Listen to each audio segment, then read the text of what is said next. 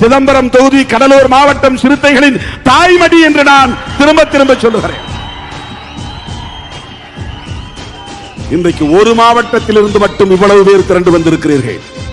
இது மாநில அளவில் நடக்கிற மாநாடா அல்லது கடலூர் மாவட்டத்தின் சார்பில் நடக்கிற மாநாடா என்று சொல்லக்கூடிய வகையில் பல்லாயிரக்கணக்கிலே திரண்டு வந்து இந்த நிகழ்ச்சியை சிறப்பித்துக் கொண்டிருக்கிறீர்கள்.